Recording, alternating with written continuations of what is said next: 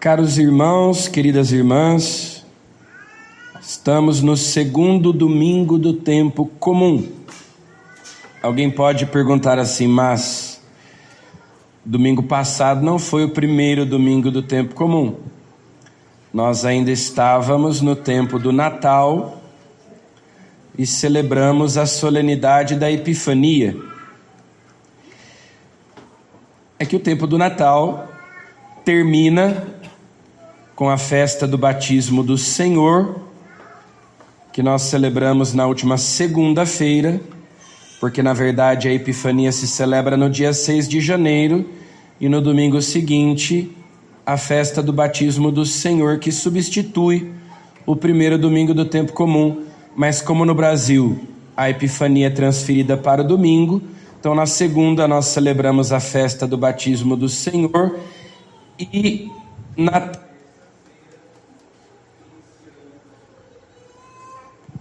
na terça-feira iniciamos o tempo comum.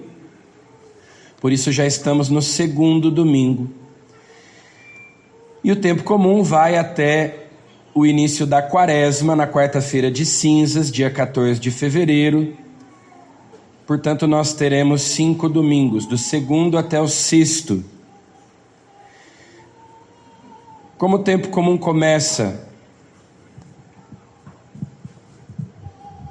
com a festa do batismo do Senhor, então, nestes primeiros domingos, os evangelhos contam para nós o que aconteceu logo após o batismo de Jesus, sem considerar as tentações de Jesus no deserto, porque esse evangelho nós vamos escutar no primeiro domingo da quaresma.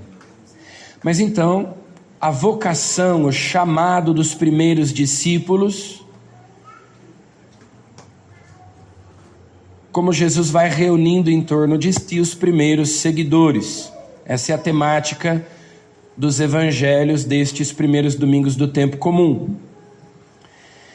E vocês sabem também que desde o primeiro domingo do Advento nós iniciamos um novo ano litúrgico.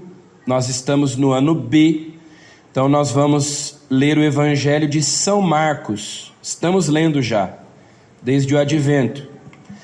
Mas o evangelho de São Marcos é bem curto, são só 16 capítulos, então neste ano nós ouviremos bastante também o evangelho de São João, que de modo geral é lido nos 3 anos, mas especialmente no ano B, junto com o evangelho de São Marcos, que é o caso justamente do evangelho de hoje, o evangelho de São João. É praticamente autobiográfico, é um testemunho que São João deixou por escrito para nós, de como foi o seu encontro pessoal com Jesus, a sua primeira experiência com Jesus. Tanto é que a gente sabe que São João escreveu o seu evangelho ali já bem velho, na década de 90 do primeiro século. Fazia muito tempo que tudo aquilo tinha acontecido, mas ele se lembrava de muitos detalhes. Aquela lembrança ainda era fresca na sua memória, porque certamente carregada de muita emoção, de muito significado. Afinal de contas, aquele encontro mudou a vida dele, deu outro rumo, deu outro sentido para a vida dele. Tanto é que ele diz, por exemplo, que era por volta das 4 da tarde, quando André e João tiveram o seu primeiro diálogo com Jesus. Ele se lembrava até da hora, numa época em que nem existia relógio, né? As pessoas se orientavam mais ou menos ali pelo sol, pela posição do sol, para saber qual era a hora do dia. Mas ele se lembrava que era por volta das 4 da tarde. E algumas palavras que eles usaram e que Jesus usou, ele faz questão de registrar aqui 3 vezes.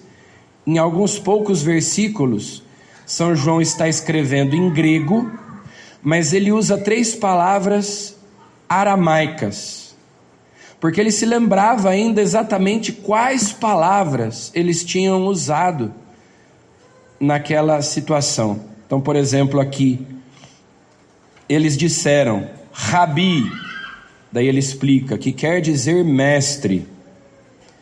Depois, encontramos o Messias, que quer dizer Cristo. Tu serás chamado Cefas, que quer dizer pedra. Todos esses diálogos se deram em aramaico, e ele fez questão de registrar as palavras exatas, embora estivesse escrevendo em grego, e daí ele explica o significado dessas palavras, porque afinal de contas é um testemunho que ele está dando, da sua experiência, do seu encontro pessoal com Jesus, dele, de André, de Simão Pedro, são os primeiros discípulos. Então, vejam que André e João eram discípulos de João Batista. Nós sabemos que Jesus converteu pessoas que viviam uma má vida, uma vida de pecado. Por exemplo, Zaqueu, Mateus, que eram cobradores de impostos, Maria Madalena e outros tantos que viviam longe de Deus e se encontraram com Jesus e se converteram. João e André não eram pessoas que tinham uma vida dissoluta, não, ao contrário, eram discípulos de João Batista, portanto esperavam o Messias, portanto procuravam fazer a vontade de Deus, viver a palavra de Deus, estavam se esforçando para viver do melhor modo possível. Mesmo assim, nós podemos dizer que acontece uma conversão, porque o encontro com Jesus dá outro rumo para a vida deles. Isso é bem significado no fato de Jesus mudar o nome de Simão para Cefas, como está aqui. Nós estamos acostumados com Pedro, né, que vem do grego Petros, mas a palavra usada por Jesus em aramaico era Cefas, que significa a mesma coisa, pedra.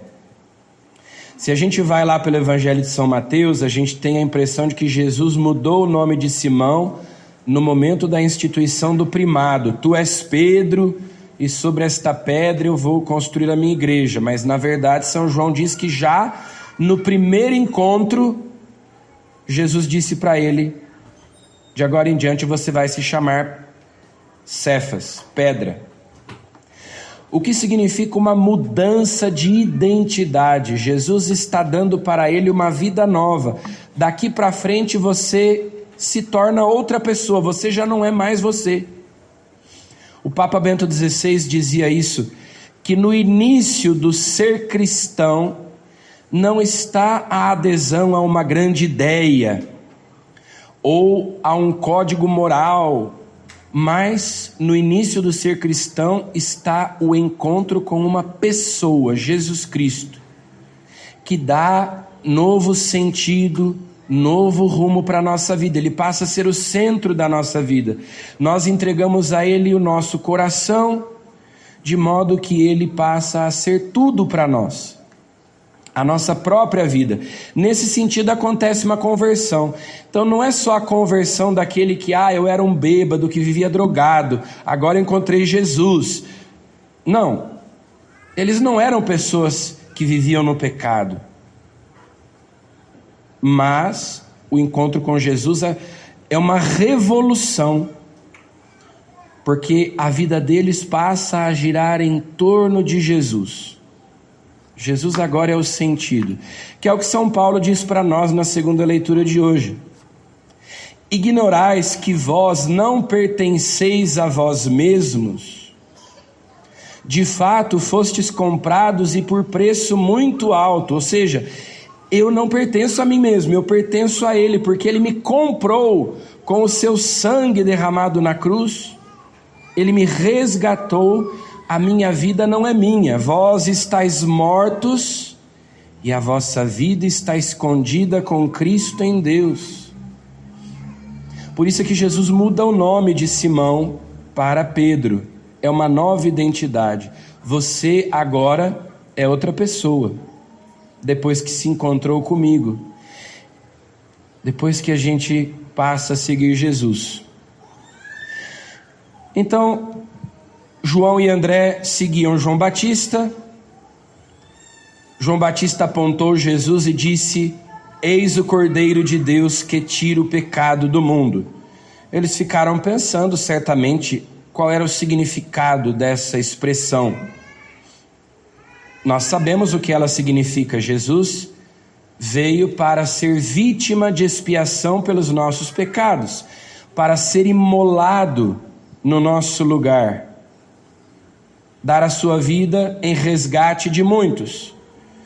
Mas eles, talvez, num primeiro momento, não tenham compreendido bem.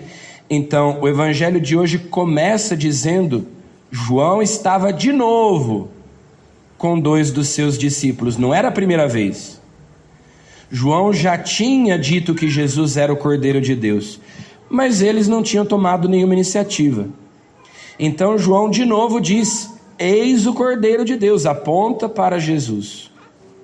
Como quem diz para os seus discípulos: olha, vocês me seguiram até aqui, agora é com ele, vocês devem segui-lo.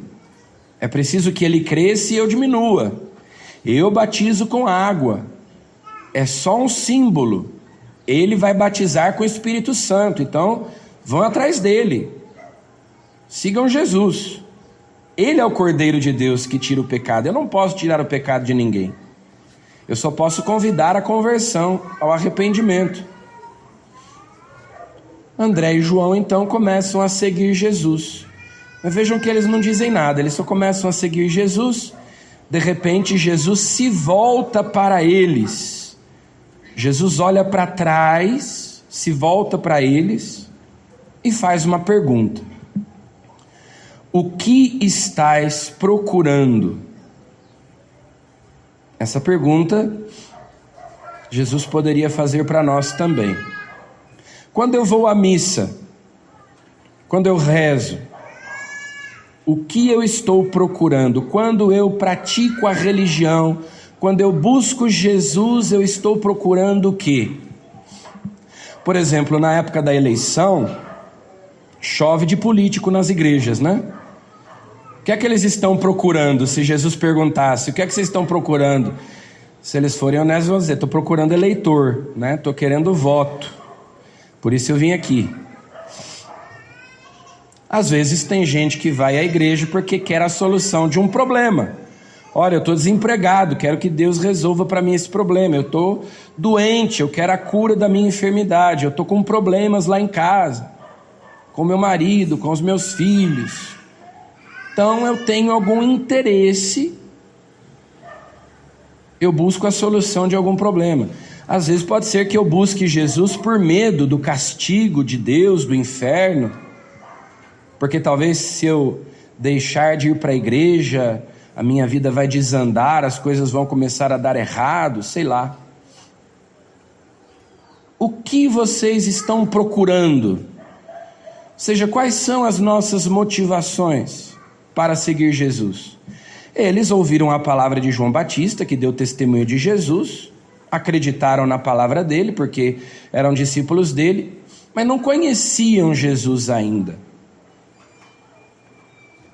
A nossa motivação, o que deve nos mover é o amor. Isso é que deve nos mover, né? O amor a Deus. Porque na verdade o que nós procuramos, todo ser humano deseja o quê? A felicidade, a verdade, o amor. E tudo isso nós só podemos encontrar numa pessoa: Jesus Cristo. Não podemos encontrar em outro lugar. A própria palavra pecado, na sua origem, na etimologia lá da palavra pecado, existe a ideia de errar o alvo. Pecar é errar o alvo. Eu estou procurando o amor, a verdade, a felicidade no lugar errado, nos prazeres, nas riquezas, nas glórias mundanas, e não em Deus. Como aquela pessoa que estava ali procurando alguma coisa e chegou alguém e disse: o que você está procurando? Ah, eu perdi a minha chave, você me ajuda a procurar? Te ajudo. Aí procura. Aí aquele veio: que veio depois disse: mas você tem certeza que você perdeu a sua chave aqui? Não, eu perdi lá, mas aqui lá está escuro, então eu estou procurando aqui. Não vai encontrar, né? Está procurando no lugar errado. Se eu procuro a felicidade, se eu procuro a paz, o amor, a verdade, a vida em plenitude, eu só posso encontrá-la numa pessoa, num lugar: Jesus Cristo. O que estás procurando? Quais são as nossas motivações, os nossos interesses? É o amor que nos move ou são outras coisas? Aí eles respondem assim: mestre, onde moras? Nós queremos estar contigo, nós queremos morar contigo, conviver. Porque até agora nós estamos te seguindo porque João falou para nós que nós devíamos te seguir, mas nós não te conhecemos ainda bem. Onde moras? Porque não tem outro modo de conhecer uma pessoa a não ser convivendo com ela, né? Nós podemos nos perguntar assim: onde é que Deus mora para que eu possa encontrá-lo? Deus mora em todos os lugares porque Ele é onipresente, claro, mas existem lugares privilegiados da presença de Deus. Se a gente vai buscar lá no catecismo, né, os lugares privilegiados da presença de Deus. Por exemplo, na palavra, nas Sagradas Escrituras, nós encontramos Deus presente de um modo privilegiado. Na Eucaristia, ali no sacrário, ou daqui a pouco aqui sobre o altar, Jesus está presente de um modo substancial, sacramental. Mas Ele também mora na alma de todo batizado que recebeu o Espírito Santo. São Paulo, na segunda leitura de hoje, diz: ignorais que o vosso corpo é santuário do Espírito Santo, que mora em vós e que vos é dado por Deus. Onde é que Jesus mora para que eu possa encontrá-lo, para que eu possa estar com Ele? Dentro de mim, na minha alma, na palavra, na Eucaristia, e assim eu vou convivendo com Ele, e a amizade vai crescendo, a intimidade vai aumentando. Jesus responde: vinde ver, fazei a experiência. Fisicamente a gente vê com os olhos, mas espiritualmente a gente vê com a inteligência. A nossa alma enxerga com a inteligência. Então eu escuto a palavra de Deus, o Espírito Santo ilumina a minha mente, a minha inteligência, para que eu enxergue a verdade que é Cristo. E depois o Espírito Santo aquece o meu coração, move a minha vontade para eu amar Jesus e entregar a Ele a minha vida. Esse é o encontro com Jesus. Foram, pois, ver onde Ele morava, e nesse dia permaneceram com Ele. São João gosta muito dessa palavra permanecer. Ele usa muitas vezes no seu evangelho, na sua carta, permanecer. Às vezes a pessoa vai a um retiro, a um encontro, escuta pregações que tocam a alma dela, músicas, e faz orações, e ela sente a presença de Deus, e ela volta muito empolgada e muito entusiasmada daquele encontro, daquele retiro. Mas depois de uma semana, de um mês, já passou a empolgação, né? Porque a nossa vida com Cristo, ela não pode ser baseada no sentimentalismo. É permanecer, é perseverança. Todos os dias eu preciso dedicar tempo para uma leitura meditada, orante da palavra de Deus, para estar com Jesus, ouvir a sua voz, aprender a ouvir a sua voz, perceber a sua presença, como Samuel lá na primeira leitura. Samuel foi criado no templo. Ele literalmente vivia dentro da igreja, no lugar onde ficava a Arca da Aliança. Samuel morava desde pequeno. A sua mãe Ana pediu a Deus a graça de gerar e conceber um filho. Quando Samuel nasceu, ela vai e entrega o seu filho lá. Samuel foi criado dentro do templo, mas ele nunca tinha escutado a voz de Deus. Ainda criança, uma noite ele escuta Deus que o chama, mas ele não sabe que é Deus, porque Deus nunca tinha falado com ele, pelo menos ele nunca tinha escutado. Samuel, Samuel. E aí o profeta Eli percebe que, o sacerdote Eli percebe que é Deus chamando Samuel. Diz para ele, olha, quando chamar de novo, responde, fala, Senhor, que teu servo escuta. Então muita gente nasce, cresce, vive na igreja. Samuel aprendeu a escutar a voz de Deus ainda pequeno, mas às vezes pode ser que a pessoa já é adulta. E está lá como os discípulos que seguem Jesus porque ouviu dizer que a gente tem que seguir Jesus. Mas não porque de fato aprendeu a ouvir a voz de Jesus, porque se encontrou pessoalmente com Ele, porque fez a experiência, porque viu com os próprios olhos, não os olhos físicos, mas com a inteligência que move a vontade para amar Jesus e entregar a Ele o coração, a vida. Então, neste início do tempo comum, neste segundo domingo, vamos pedir a Jesus que nos conceda esta graça de conhecê-lo melhor, de sermos seus amigos, que têm intimidade com Ele. Peçamos a Ele a graça de sermos bons discípulos, que tem consciência de que Ele mora na nossa alma, de que nós podemos encontrá-lo todos os dias. Vamos pedir a Jesus que nós sejamos perseverantes neste segmento, que nós possamos permanecer com Ele, perseverar até o fim. Louvado seja nosso Senhor Jesus Cristo.